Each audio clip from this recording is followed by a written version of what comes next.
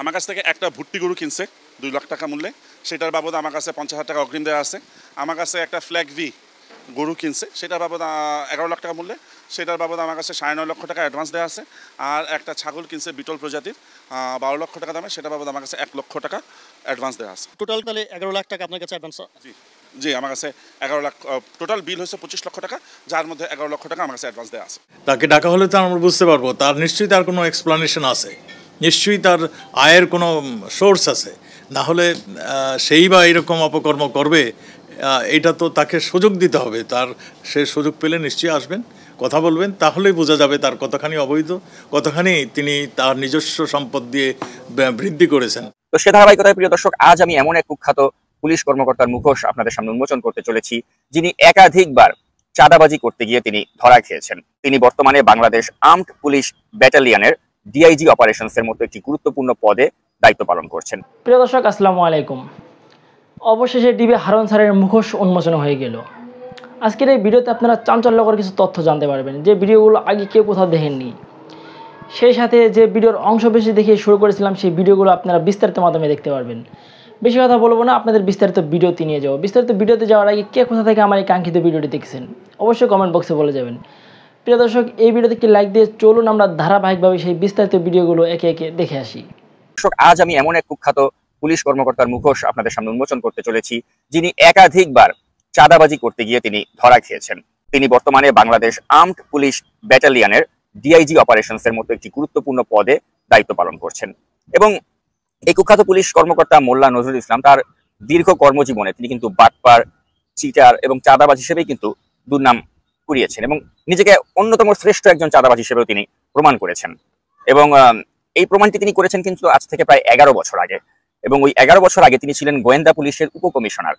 সে সময় তিনি আবিদুল ইসলাম নামের এক ব্যবসায়ীর কাছ থেকে 1 কোটি টাকা ঘুষ নিয়েছিলেন। এবং ওই ব্যবসায়ী আবার নড়াইল 1 আসনের আওয়ামী লীগের সংসদ সদস্য কবিরুল হক মুক্তির পূর্ব পরিচিত।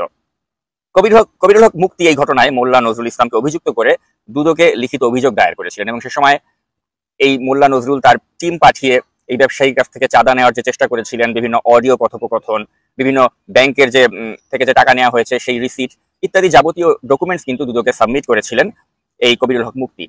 কিন্তু যেটা হয় আর কি সব সম্ভবের দেশ বাংলাদেশে, যে যখন এই দুদকে তিনি লিখিত অভিযোগ দায়ের করেছিলেন তখনই কিন্তু এই কুখ্যাত পুলিশ কর্মকর্তা তিনি তার যত প্রভাব আছে তিনি খাটাবার চেষ্টা করেন এবং দুদকের দায়ের করা মামলা থেকে আওয়ামী চেতনাবাজি পুলিশ কর্মকর্তা নিজের নামটিকে বাদ দিয়ে তারই অপকর্মকে বৈধতা পাওয়াতে তিনি নিজে ভূমিকা রেখেছিলেন। এবং আপনারা নিশ্চয়ই বুঝতে পারছেন যে কোথা থেকে তার এই প্রভাবটা না থাকলে যে একজন আওয়ামী লীগের সংসদ সদস্য তার বন্ধুর কাছ থেকে তিনি চাঁদাবাজি করতে ধরা হয়েছেন এবং সংসদ সদস্য নিজে দুদকে অভিযোগ করেছেন, তারপরেও কিন্তু রহস্যজনক কারণে কিন্তু তার নামটিকে বাদ দেওয়া হয়েছিল এই ঘুষের এই মামলা থেকে।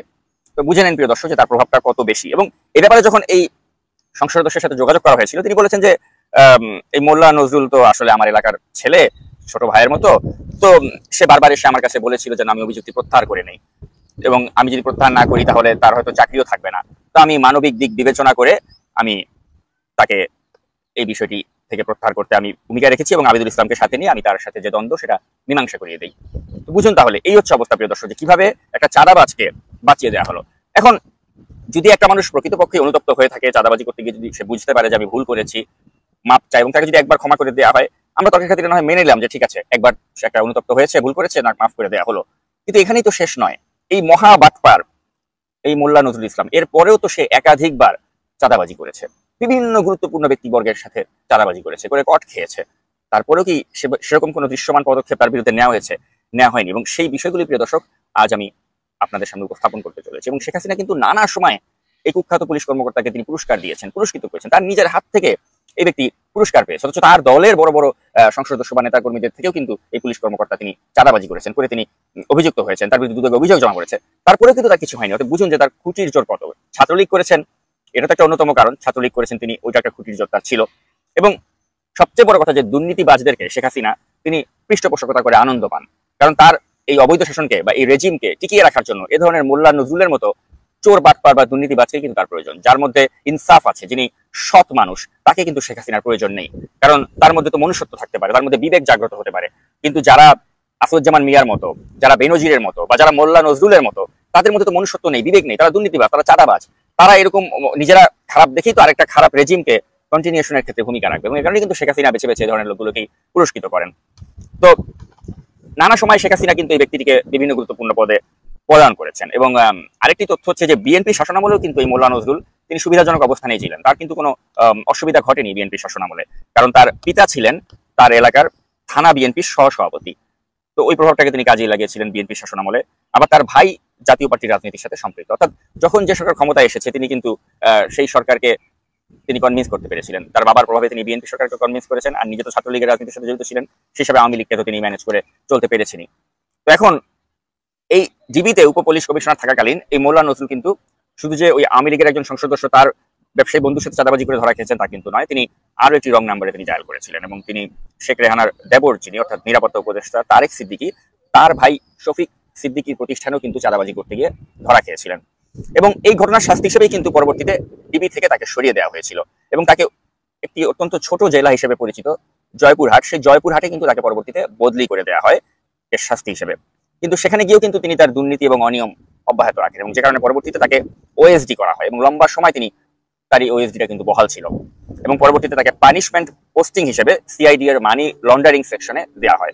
এবং এখানেও কিন্তু মোল্লা নজরুল শুরু করে দেয় তার 2 নাম্বারই, এবং দেশে যত ধনাঢ্য ব্যবসায়ী রয়েছেন তাদেরকে তিনি একের পর এক মানি লন্ডারিং এর মামলায় ফাঁসিয়ে দিয়ে হেনস্থা করতে থাকেন, এবং শত শত কোটি টাকা তিনি ধান্দা করতে থাকেন, কারণ যারাই তাকে টাকা দিতে অস্বীকৃতি জানান তাদেরকে তিনি মানি লন্ডারিং মামলায় ফাঁসিয়ে দিতে থাকেন। এবং পরবর্তীতে কিন্তু একটা সময় এই যে দুর্বৃত্তপনা তিনি করে বেড়াচ্ছেন এটিও ধরা পড়ে, এবং সে কারণে তাকে সাসপেন্ড করা হয়। কিন্তু ওই যে আবার একই কথা, তিনি বিশেষ মাধ্যমে তদবির করেন, এবং তদবির করে কিন্তু তিনি আবার পদায়ন পান, এবং এবার তাকে নৌ পুলিশে পদায়ন করা হয়। তবে এই মোল্লা নজরুল ইসলামের ক্যারিয়ারের টার্নিং পয়েন্ট ছিল প্রিয় দর্শক গাজীপুর মেট্রোপলিটন পুলিশের কমিশনার হিসেবে নিয়োগ, এবং এই গাজীপুরের দায়িত্বভার পাওয়ার পর থেকেই কিন্তু তিনি সীমাহীন দুর্নীতি এবং অনিয়ম শুরু করেন। পরিবহন সেক্টরের সর্বত্র তিনি চাঁদাবাজি শুরু করেন, বাস স্ট্যান্ডগুলোতে চাঁদাবাজি শুরু করেন, তার লোকদেরকে দিয়ে টাকা কালেক্ট করা শুরু করেন, এবং তার যে গাজীপুর মেট্রোপলিটন পুলিশের যে প্রতিষ্ঠাবার্ষিকী সেই প্রতিষ্ঠাবার্ষিকীর অনুষ্ঠানের নাম করেও কিন্তু তিনি বিভিন্ন ধনাঢ্য ব্যবসায়ীদের তালিকা করেন, এবং তালিকা করে করে তাদের কাছে চাঁদার জন্য পাঠান, এবং যারাই চাঁদা দিতে অস্বীকৃতি করেছে তাদেরকে কিন্তু তিনি মিথ্যা মামলায় ফাঁসিয়ে দিয়েছেন। এভাবে বিভিন্ন ব্যবসায়ীদের কাছ থেকেও কিন্তু তিনি প্রচুর পরিমাণ টাকা কালেক্ট করেছেন। এবং গত বছরেই অর্থাৎ 2023 সালেই কিন্তু দেশব্যাপী কিন্তু এই কুখ্যাত এই মোল্লা নজরুল ইসলাম তিনি আলোচনায় এসেছিলেন। ঢাকা চলচ্চিত্রে আলোচিত নায়িকা মাহিয়া মাহি তার তৎকালীন স্বামীর যেটি গাড়ির ব্যবসা ছিল সেই ব্যবসা প্রতিষ্ঠানে তিনি চাঁদা দাবি করেছিলেন, এবং যখন চাঁদা দিতে অস্বীকৃতি জানানো হয় তখন তিনি চেষ্টা করেছেন যে তার নিজের লোককে দিয়ে সেই গোটা গাড়ির শোরুমটি দখল করে ফেলার জন্য। এবং এটা নিয়ে কিন্তু দেশব্যাপী অনেক আলোচনা সমালোচনা হয়। মাহিয়া মাহি ফেসবুক লাইভে এসে সরাসরি এই মোল্লা নজরুলের নাম উল্লেখ করে কিন্তু ফেসবুক লাইভ করেছিলেন। তো চলুন আমরা একটু সেই মাহিয়া মাহির মুখ থেকেই পুরো বিষয়টি একটু শুনে নেই। শোরুম নিয়ে অনেকদিন ধরেই অনেকে প্রবলেম করছে। এখানে একটা লোক আছে, লাদেন নাম, ইসমাইল হোসেন ওরফে লাদেন। সেই ফেসবুক লাইভে গাজীপুর মেট্রোপলিটন পুলিশের বিরুদ্ধে ঘুষ নেওয়ার অভিযোগে মাহি বলেন, গাজীপুরের পুলিশ কমিশনার মোল্লা নজরুল 1.5 কোটি টাকার বিনিময়ে আমাদের গাড়ির শোরুম দখল করে দিচ্ছে ইসমাইল ওরফে লাদেনকে। তো গাজীপুরের পুলিশ কমিশনার 1.5 কোটি টাকা ঘুষ খেয়ে সে আমাদের শোরুম দখল করে দিচ্ছে ওই লাদেনকে। ফেসবুক লাইভে গিয়ে চিত্রনায়িকা মাহিয়া মাহি ও তার স্বামী রকিব সরকার মানহানিকর তথ্য প্রচার করে আইন শৃঙ্খলা অবনতি ঘটানোর চেষ্টা করেছেন এমন অভিযোগে পুলিশ বাদী হয়ে শুক্রবার ডিজিটাল নিরাপত্তা আইনে একটি মামলা করে। একই দিনে তাদের আসামি করে গাজীপুরের এক ব্যবসায়ীও আরেকটি মামলা করেন। এমন অভিযোগের 24 ঘন্টা না পেরোতেই আজ গ্রেপ্তার হলেন মাহিয়া মাহি। প্রিয় দর্শক, আপনারা দেখলেন যে একটা অন্তঃসত্ত্বা নারীকেও কিন্তু নিজের প্রভাব খাটিয়ে গ্রেফতার করতে সক্ষম হয়েছিলেন এই কুখ্যাত পুলিশ কর্মকর্তা, যদিও পরবর্তীতে মাহিয়া মাহি তার নিজের প্রভাবের কারণে তাৎক্ষণিক জামিন লাভ করতে সক্ষম হন। তো এখন এই যে একাধিকবার এই ব্যক্তি দুর্নীতি করতে গেলেন, দুর্নীতি করতে গিয়ে চাঁদাবাজি করতে গিয়ে তিনি ধরা খেলেন, কোনো শাস্তিমূলক ব্যবস্থা কি তার বিরুদ্ধে নেওয়া হয়েছে? প্রিয় দর্শক, নেওয়া হয়নি। উপরন্তু আমরা কি দেখলাম? আমরা দেখলাম যে কুখ্যাত পুলিশ কর্মকর্তা তাকে এখন বাংলাদেশ আর্মড পুলিশ ব্যাটালিয়নের ডিআইজি অপারেশনস এর মতো একটি গুরুত্বপূর্ণ পদে বসিয়ে রেখেছে এই ফ্যাসিবাদী আওয়ামী সরকার। কারণ তিনি আওয়ামী লীগের মতোই, অর্থাৎ আওয়ামী লীগ যেভাবে জনগণের ভোটকে তোয়াক্কা না করে ক্ষমতায় টিকে আছে, আর এ ধরনের পুলিশ কর্মকর্তা যারা দুর্বৃত্ত, যারা অবৈধভাবে সম্পদ অর্জন করছেন, তারা এ ধরনের আওয়ামী লীগের মতো একটি দলকে টিকিয়ে রাখতে নেপথ্যে ভূমিকা রাখছে। এবং এই কারণে কিন্তু আমরা দেখতে পাচ্ছি প্রিয় দর্শক যে আওয়ামী লীগ বেছে বেছে এ ধরনের মোল্লা নজরুলদেরকেই গুরুত্বপূর্ণ পদে বসিয়ে রাখছে। কিন্তু প্রিয় দর্শক, এই অবস্থা অবশ্যই আমরা পরিবর্তন চাই, এবং আমরা বিশ্বাস করি নিশ্চয়ই দেশে এই অবস্থার পরিবর্তন খুব শিগগিরই ঘটবে। রিফাত, যার প্রসঙ্গটা আপনি একটু আগে আনলেন, রিফাত 15 লাখ টাকা ছাগল কিনে এখন পাগল প্রায় অবস্থা। তিনি এখন বলছেন, তিনি দাবি করছেন তিনি আসলে ছাগল, এত দামি ছাগল আপনার কাছে কিনতে আসেননি, আপনি তাকে ফাঁসিয়েছেন। আমি আপনাকে রিফাতের সঙ্গে যে চ্যাটিংগুলো হয়েছে সেই চ্যাটিংগুলো কিন্তু আমি আপনাকে দেখাইছি, আপনি দেখছেন, আপনি নিজের চোখেই সেগুলো দেখছেন। এবং আপনাকে দেখে এটা কি মনে হয়েছে যে আসলে আমি তাকে ফাঁসাইছি নাকি সে স্বইচ্ছায় এসে আমার কাছ থেকে এই ছাগলটা কিনছে?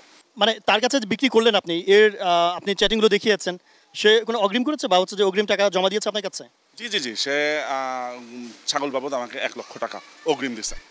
মোট কতগুলো গরু কিনেছে আপনার কাছ থেকে? আমার কাছ থেকে একটা ভুট্টি গরু কিনছে 2 লাখ টাকা মূল্যে, সেটার বাবদ আমার কাছে 50,000 টাকা অগ্রিম দেওয়া আছে। আমার কাছে একটা ফ্ল্যাগ ভি গরু কিনছে, সেটার বাবদ 11 লাখ টাকা মূল্যে, সেটার বাবদ আমার কাছে 9.5 লক্ষ টাকা অ্যাডভান্স দেওয়া আছে। আর একটা ছাগল কিনছে বিটল প্রজাতির 12 লক্ষ টাকা দামে, সেটার বাবদ আমার কাছে 1 লক্ষ টাকা অ্যাডভান্স দেওয়া আছে। টোটাল তাহলে 11 লাখ টাকা আপনার কাছে অ্যাডভান্স? জি আমার কাছে 11 লাখ, টোটাল বিল হয়েছে 25 লক্ষ টাকা, যার মধ্যে 11 লক্ষ টাকা আমার কাছে অ্যাডভান্স দেওয়া আছে। এখন এই 11 লাখ টাকা কি তাকে ফেরত দেবেন নাকি কি করবেন? আমরা তো আসলে ওকে যোগাযোগই করতে পারতেছি না, ও আমাদের সঙ্গে যোগাযোগ করতেছে না। তো 11 লাখ টাকা আমরা যদি ও কোনো ভ্যালিড রিজন দেখাতে পারে যে ওর কোনো ঝামেলা হয়েছে কিংবা সমস্যা হয়েছে, তাহলে আমরা অবশ্যই তাকে তার অ্যাডভান্সের টাকা ফেরত দেবো। আর ও যদি কোনো ভ্যালিড রিজন দেখাতে না পারে, তাহলে আমরা এটা ফরফিট করে নেব। আপনার সঙ্গে যে চ্যাটিং আমি দেখেছি তাতে সে বলছে যে আমার টাকারও দরকার নেই, এটা আপনি রেখে দেন। না, ওইটাই বললাম যে সে তো আপনার চ্যাটিং দেখছেন এবং সে বলতেছে যে সে 11 লাখ টাকা ফরফিট করে ফেলতে বলতেছে। বাট আমরা আসলে এইভাবেই একটা মানুষের 11 লাখ টাকা আসলে নিয়ে নিতে চাই না। সে যদি কোনো ভ্যালিড রিজন দেখাতে পারে যে কেন সে গরুগুলা ছাগলগুলা নিল না, কারণ এটা যে অবিকৃত থেকে গেলো এটা তো আমার জন্য বিশাল লস। তো এখন এর জন্য সে যদি ভ্যালিড রিজন দেখাতে পারে, আমরা অবশ্যই চাই তার টাকাটা তাকে ফেরত দিতে। শুরু থেকে আমরা শুনে আসছি ছাগলের দাম 15 লাখ টাকা, কিন্তু এখন গণমাধ্যমে আপনি বলছেন, রিফাত বলছে, সবাই বলছে এটা 12 লাখ টাকা। এর রহস্যটা কি? 3 লাখ টাকা কমে গেল কেন? 3 লাখ টাকা কমে নাই। আমরা ছাগলটা যখন আসছে তখন আমরা 12 লক্ষ টাকা দাম চাইছিলাম, আর পরবর্তীতে দামাদামি হয়ে সেই ছাগলটা বিক্রি হয়েছে 12 লক্ষ টাকায়। এটা যেই এক একটা গরু ছাগল তো যে দাম হাঁকা হয়, মানে 15 লাখ টাকা চেয়েছিলেন, আমরা 15 লাখ টাকার দাম চাইছিলাম, আর আলটিমেটলি 12 লক্ষ টাকা এটার দাম সাব্যস্ত হয়েছিল। আইন শৃঙ্খলা বাহিনীর ঊর্ধ্বতন কর্মকর্তারা যখন অবসরে যাচ্ছে, তাদের অবৈধ সম্পদ, জ্ঞাত আয় বহির্ভূত সম্পদ, এগুলি নিয়ে প্রশ্ন উঠছে। যখন চাকরিতে থাকেন তখন এগুলি নিয়ে আলোচনায় আসে না। আপনি স্বরাষ্ট্রমন্ত্রী হিসেবে এটা দায় এড়াতে পারেন কিনা? আপনি যেগুলি বলছেন, এখন পর্যন্ত কোনো মামলার ওয়ারেন্ট কপি, কোনো রায় কিন্তু আমরা এখনও আমাদের কাছে পৌঁছে নেই। এখনও আমি যতটুকু জানি অনুমান ভিত্তিক মানে চলছে, কথাবার্তা চলছে। এখনও কোনো মানে তার বিরুদ্ধে সঠিকভাবে কোনো অভিযোগ উত্থাপন হয়নি। যেগুলি শুনছি মানে তার এতগুলি অবৈধ সম্পত্তি, তাকে তো ডাকা হয়নি। তাকে ডাকা হলে তো আমরা বুঝতে পারবো তার নিশ্চয়ই তার কোনো এক্সপ্লানেশন আছে, নিশ্চয়ই তার আয়ের কোনো সোর্স আছে। না হলে সেই বা এরকম অপকর্ম করবে, এটা তো তাকে সুযোগ দিতে হবে। সে সুযোগ পেলে নিশ্চয়ই আসবেন, কথা বলবেন, তাহলেই বোঝা যাবে তার কতখানি অবৈধ, কতখানি তিনি তার নিজস্ব সম্পদ দিয়ে বৃদ্ধি করেছেন। একটা কথা বলতেই হয়, আজকে থেকে 10 বছর আগে যেই জমির দাম 10 লাখ ছিল, এখন যে দেখেন সেই জমির দাম 2 কোটি টাকা, 4 কোটি টাকা। এইরকমভাবে সম্পদের বহুগুণ বৃদ্ধি হয়ে গেছে সম্পদের মূল্য। অনেক কিছু হতে পারে, সেই জন্যই যার বিরুদ্ধে অভিযোগ আসছে তাকে সে তার উত্তর দিতে হবে, এবং সে যদি মানে তার ব্যাখ্যা দিতে পারে, তাহলে তো আপনাদের এই প্রশ্নগুলি সবই মিটমাট হয়ে যায়। আমি মনে করি যে এইগুলি মানে আসুক, তার নামে যেগুলি আসছে তিনি এটার জবাব দেবেন। যদি জবাব না দিতে পারে, তখন আমরা বলবো সে দুর্নীতিবাজ, তখন সে বলবো যে তিনি অবৈধ সম্পদ অর্জন করেছেন। এর আগে বোধহয় বলার মানে সময় আসেনি। প্রিয় দেশবাসী, শুরু থেকে শেষ পর্যন্ত যারা এই ভিডিওটি দেখেছেন সকলকে জানাই অসংখ্য ধন্যবাদ। যারা এরকম নিউজ ভিডিও পেতে পছন্দ করেন তারা অবশ্যই এই চ্যানেলটি সাবস্ক্রাইব করে পাশে থাকা বেল আইকনটি বাজিয়ে দিবেন। যারা এখন এই ভিডিওটি শেয়ার করেননি, এই ভিডিওটি দ্রুত শেয়ার করে সকলকে দেখার সুযোগ করে দিন। আজকের মতন এই পর্যন্ত, দেখা হচ্ছে পরবর্তী কোনো ভিডিও নিয়ে ইনশাল্লাহ।